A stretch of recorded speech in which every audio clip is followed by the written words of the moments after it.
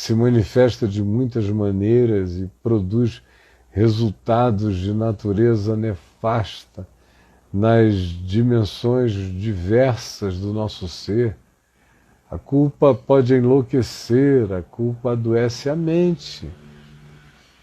A culpa gera processos esquizofrenizantes. A culpa é a mãe da paranoia.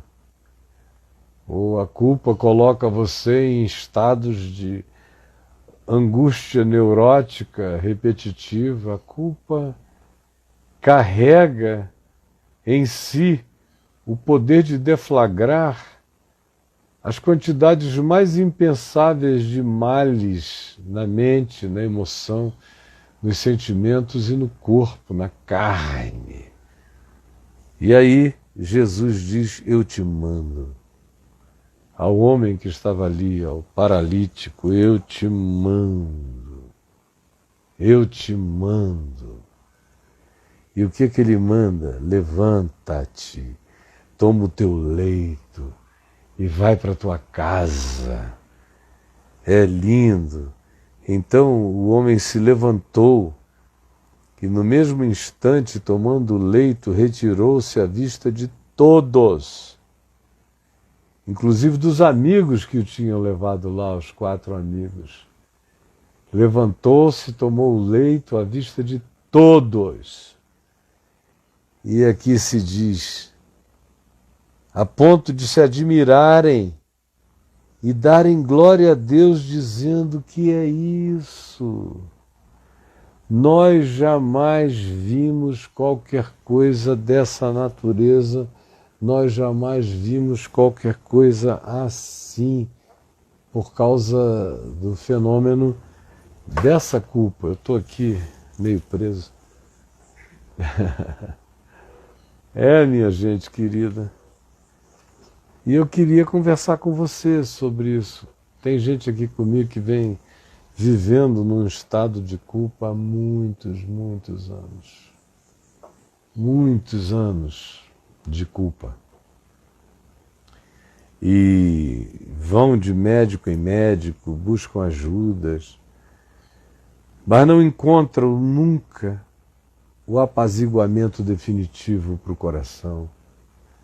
E as doenças, sequelas, sintomas, manifestações, expressões diversas do poder culposo vão tomando conta dessas pessoas e vão fazendo um mal enorme. E tem um detalhe: os remédios não curam, eles aliviam só o poder sintomático do que a culpa gera.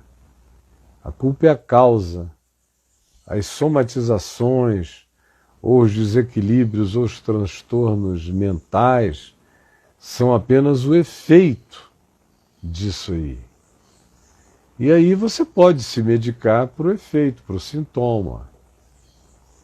E pode se entupir de todos os remédios que você queira, e pode fazer todos os tratamentos superficiais que lidem com os sintomas e nunca chegar na causa. Nunca. Até mesmo na psicoterapia. Eu vejo pessoas que procuram até bons psicoterapeutas e ficam girando em torno do pelourinho da sua agonia psíquica, contando tragédias da vida aqui, ali, acolá, atribuem ao pai, à mãe, a inveja de um irmão, a um trauma escolar, a um bullying que sofreram, e vão encontrando supostas razões que expliquem a desagregação da pessoa, a morte de tantas competências que se transformaram em impotências no indivíduo, mas nunca chegam lá. Nunca chegam lá. E todas as linhas psicológicas, as melhores que existam, te ajudam a fazer diagnósticos muito interessantes de muita coisa, mas raramente ou praticamente de modo impensável e impossível, elas te conduzem até aquele momento de profundo arrependimento, onde você reconhece a sua culpa, e mais difícil ainda é concluírem dizendo que os seus pecados estão perdoados. Mais difícil ainda, porque continua a ser blasfêmia. É blasfêmia religiosa. Você veja que até a Igreja Católica, que tem o mecanismo do confessionário, onde você confessa os seus pecados, o vigário oculto do lado de dentro nunca te diz, por efeito da mera, pura e simples compaixão: meu filho, minha filha, estão perdoados os teus pecados. Levanta, pega a tua tralha toda, vai para casa e volta a viver. Não. Eles têm que recomendar muitas Ave-Marias, muitos Pais Nossos, muitos ritos, muitas penitências, para que você receba o perdão dos pecados depois de pagas as penitências. Fora da Igreja Católica, por exemplo, pensando no ambiente do cristianismo, na Igreja Reformada, por exemplo, ninguém tem coragem de chegar para uma pessoa toda entrevada, ter a coragem do diagnóstico que conclui que o entrevamento daquele indivíduo decorre de uma acumulação enorme de culpas, de angústias, de pecados não perdoados, não resolvidos, e não tem a coragem de, em fazendo o diagnóstico, dizer: filho, filha, estão perdoados os teus pecados. A Igreja Pentecostal nem se fala. Ela vai dizer que foi demônio e vai tentar resolver o problema da sua culpa moral, ética, de consciência, da sua dor decorrente da transgressão e do pecado, transferindo a culpa para alguma pombagira, para algum demônio, para algum encosto, para algum ente dessa natureza, e não resolvem o problema, porque não é o diabo que tem que ser curado para você ficar bom, não é o diabo que tem que levar a culpa para você ser libertado. Isso só acontece, essa cura e essa libertação, se o agente da autopercepção, se o sujeito da autopercepção sobre o pecado, a culpa, for você mesmo. E se for algo que, em sendo identificado em você, receba a declaração de que os seus pecados estão perdoados. Algumas vezes isso acontece sozinho, como aconteceu com meu pai, que quando encontrou o Evangelho lendo o Novo Testamento sozinho e se ajoelhou na cozinha de madrugada, lendo João 19, e pediu perdão pelos seus pecados, e dizia: Jesus, não foram os romanos, não foram os judeus que te mataram, eu te matei, fui eu, me perdoa. E ele ouvia aquela voz estrondante dentro dele, dizendo: e tu, perdoas os teus inimigos? Até que ele se levantou, escreveu uma carta para cada um dos inimigos, dizendo: aquele que disse eu sou o caminho, a verdade e a vida, me ordena vir hoje aqui à tua presença e te pedir perdão por todos os males que eu possa te ter feito, e a declarar que tu estás perdoado de todos os males que tu me fizeste. E aí o coração dele entrou num estado absoluto de pacificação. Dali para frente, Parecia que ele já nem mais tocava no chão, ele virou um ser flutuante pelo perdão de Deus todos os outros dias da sua vida até partir para a eternidade. Isso acontece assim com alguns, mas o indivíduo tem que ter muita coragem em fé, tem que ter muita apropriação de uma fé com caráter, de um caráter com fé, e o entendimento de que a fala pessoal e particular com Jesus nele é tudo e é o bastante para que todos os pecados sejam perdoados. A maioria das pessoas, a grande esmagadora maioria, não toma posse dos seus pecados assim, na solitude do quarto, na quietude do próprio coração, sob uma convicção profunda de arrependimento e uma capacidade em fé de se apropriar da promessa de Deus como palavra perdoadora, sem nenhuma intervenção humana, sem nenhuma mediação humana. A maioria precisa de um agente humano.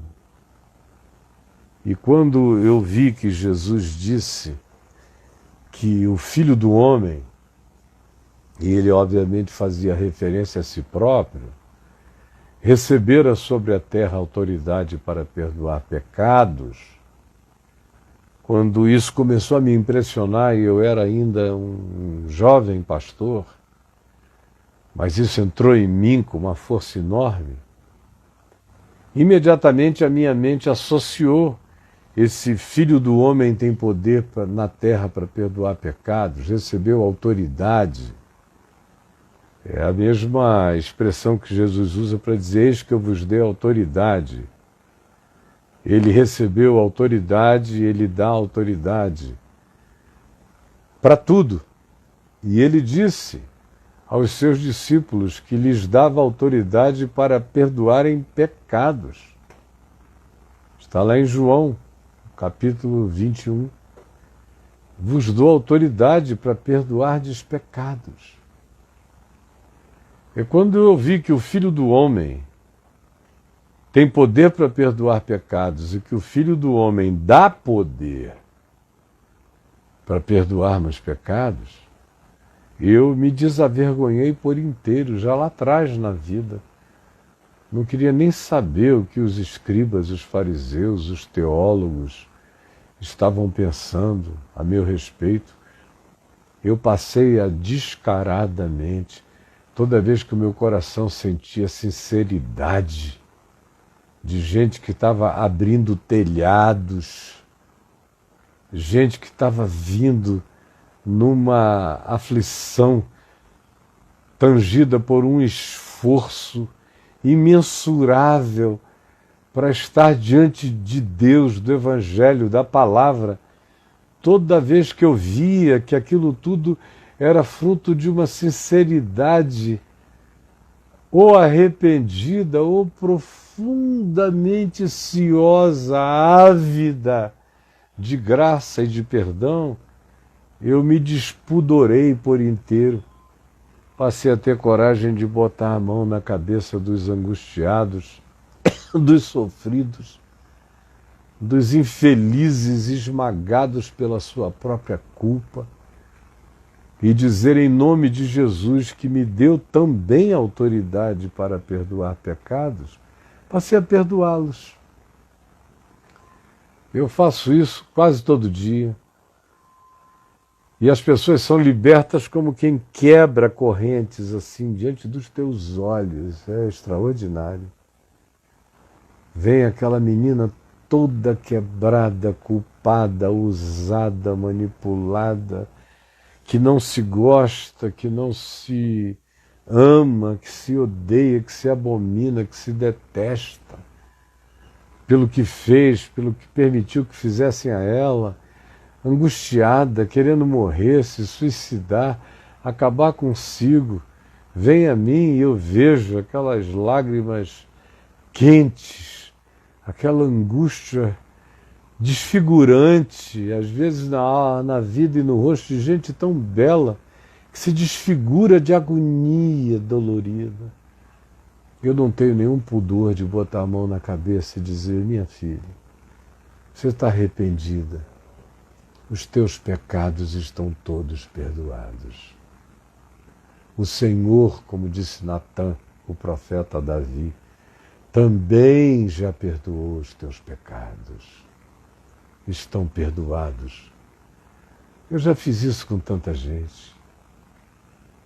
Com aqueles indivíduos imperdoáveis, que se a esposa soubesse o que ele tinha feito, nunca o perdoaria, nem os filhos, nem justiça humana nenhuma. Por qualquer que fosse a justiça humana, eles teriam que ser condenados. Mas uma é a justiça dos homens, aonde aquele que cometeu seus próprios pecados é crucificado por eles, como aconteceu com os que estavam ao lado de Jesus. Nós estamos pagando o que os nossos atos merecem. Essa é a lei dos homens. E toda vez que ela flagra o delito, ela tem que trazer a sentença. Tem. Eu, todavia, sou sacerdote de um reino eterno.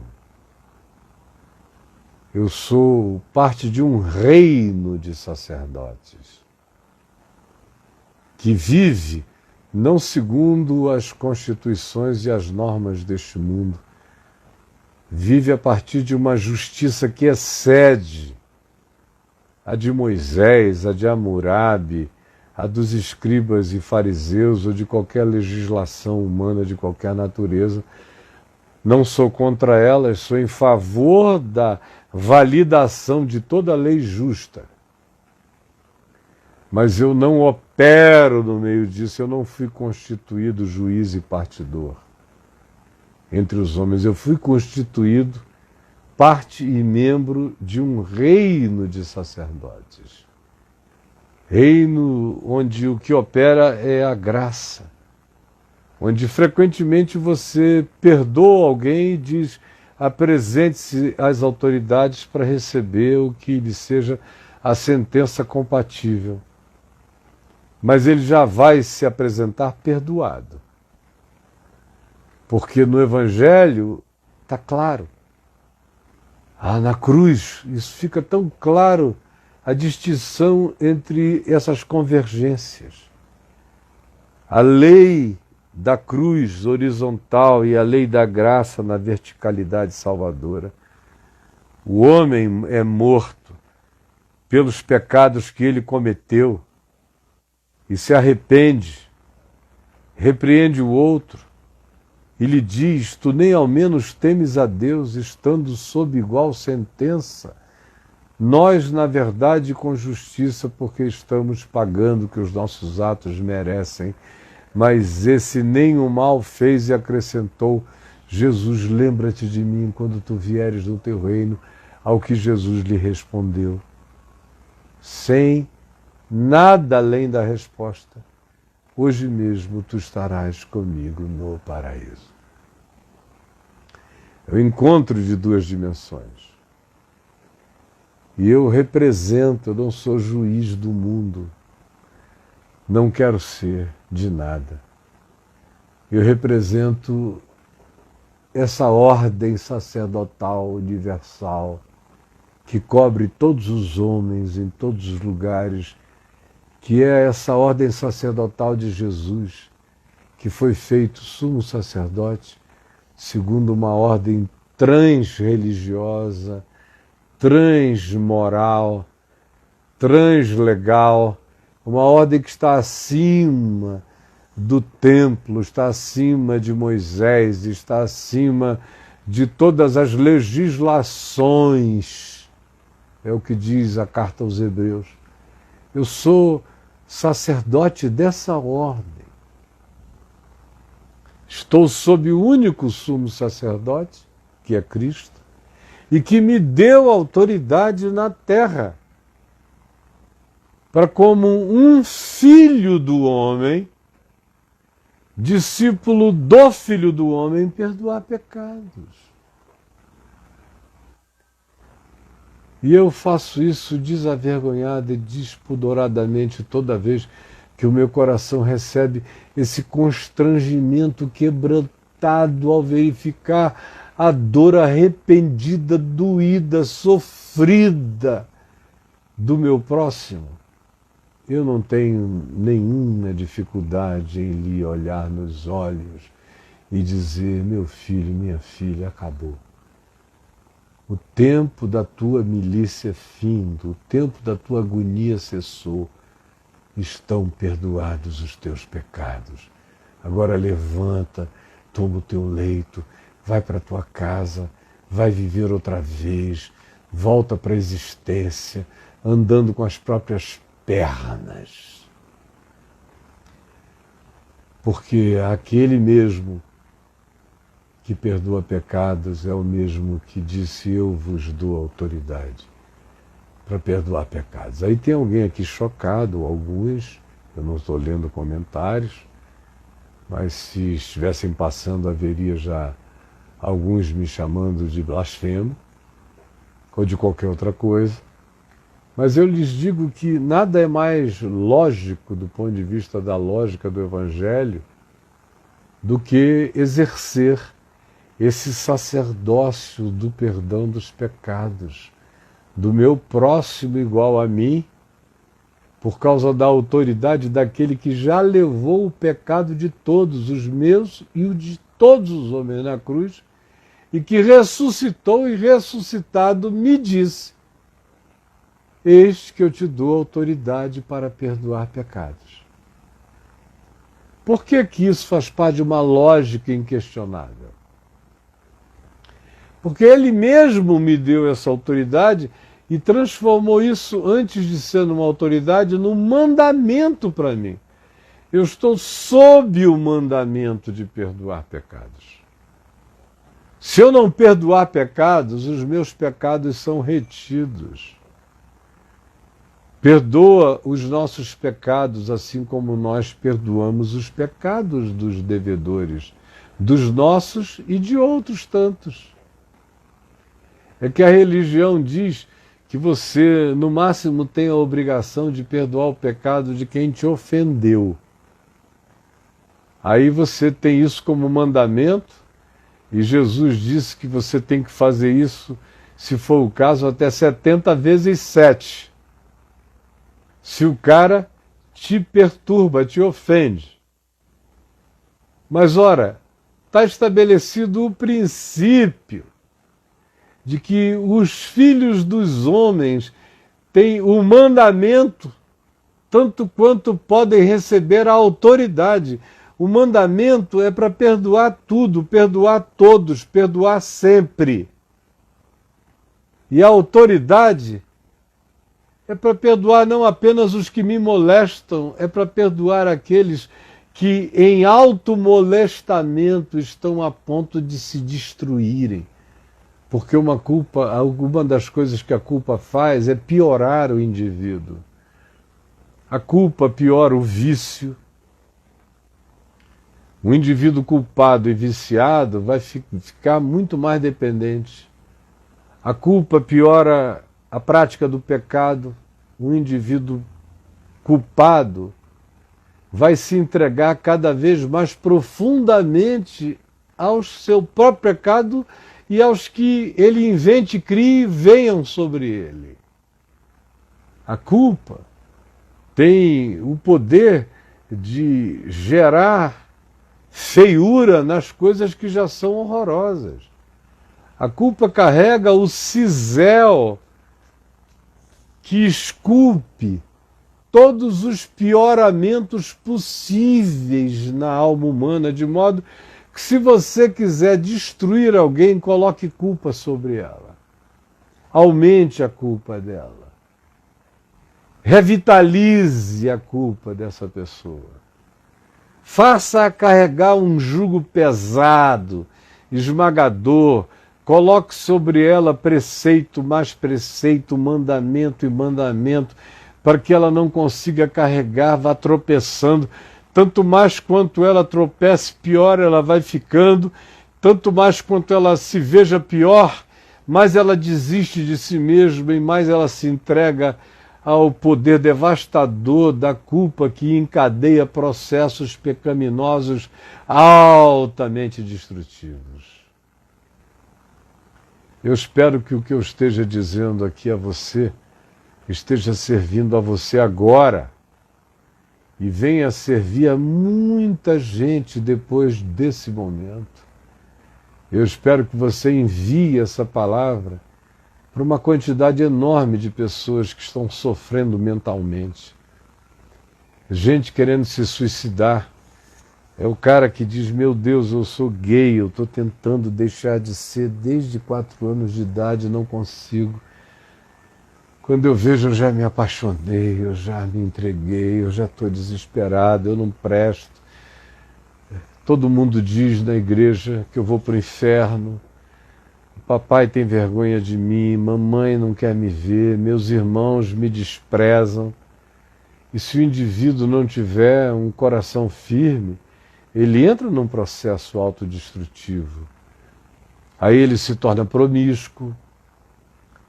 Se ele tinha um problema, ou o que ele chamava de um problema com a homossexualidade, se assim era a designação, o alcunhamento da dificuldade dele era essa, ele agora, além disso, passa a ser isso, entregue à promiscuidade, porque ele vai se piorando, não tem como a culpa melhorar ninguém. E quando ela aparentemente melhora é porque ela cria uma fachada de hipocrisia. Tem muitos culpados que resolvem vestir uma máscara e fazer de conta que passou. Mas se a culpa não for perdoada, se não se disser a ele com sinceridade, porque ele esteja arrependido, filho, estão perdoados os seus pecados, isso só vai aumentar, crescer, crescer, crescer, e pode vir a destruí-lo. Vocês vejam a quantidade enorme de gente se suicidando entre nós por causa da culpa, ou as depressões que decorreram de culpa, ou os pânicos que decorrem de um sentimento de orfandade, que por seu turno é um subproduto de uma autopercepção culpada. E o cara se sente tão culpado que não se sente capaz de ser filiado a Deus. Deus nenhum quer a filiação dele, ele está só, está órfão no mundo e entra em pânico. Estado de pânico, de solidão, de orfandade por causa da culpa. Ah, meu Deus, eu fico vendo uma quantidade enorme de doenças, as de natureza psicológica, os transtornos, os desequilíbrios, boa parte deles gerados pela culpa e pela acusação, pela inadequação culposa, muitas vezes provocada pela religião. E vejo também a legião de somatizações, de doenças de todos os tipos que vão se agravando com a culpa. Eu não estou dizendo que enfermidades psicológicas ou orgânicas, que todas elas são fruto de culpa ou de qualquer desalinhamento de natureza espiritual, moral, psicológica, mas estou dizendo que uma quantidade enorme o é. E que você precisava pensar nisso seriamente em relação a tratar-se a si mesmo. Se você quiser conversar comigo sobre isso hoje nós não teremos um convidado aqui para a live. Hoje somos só eu e o Braulio. Então você pode escrever para braulio.nápoles aqui mesmo, no Instagram, levando a sua questão, sua pergunta, sua angústia, para a gente conversar. Tá bom? Senhor Jesus, eu trouxe a tua palavra a palavra da Boa Nova, próxima dos seres humanos, onde ninguém tem que subir aos céus nem descer aos infernos, porque ela está aqui, bem diante de nós, na nossa boca e no nosso coração, para ser crida, para ser apropriada, para ser praticada, para ser declarada e para produzir como boa nova os efeitos libertadores de toda angústia, culpa, pecado, grilhão, prisão, opressão, de todas as naturezas, porque tu nos deste o poder da boa nova, a autoridade para anunciar que essas cadeias estão quebradas e o poder de estender a mão e dizer: estão perdoados os teus pecados em nome de Jesus. Já foram todos levados na cruz, toma posse para ti, ergue-te, põe-te em pé, sai desse buraco, para de ser o teu próprio coveiro, botando terra de agonia culposa sobre a tua própria cabeça. Chega! Os dias da tua angústia passaram. Eu estou aqui hoje com a ordenança de Jesus de dizer: consolai, consolai o meu povo. É no Espírito Santo, é no poder do Paráclito que eu estou aqui para te dizer: estão perdoados os teus pecados, toma posse e vai para casa. Em nome de Jesus, toma posse e vai para a tua casa em paz e reinicia a tua vida.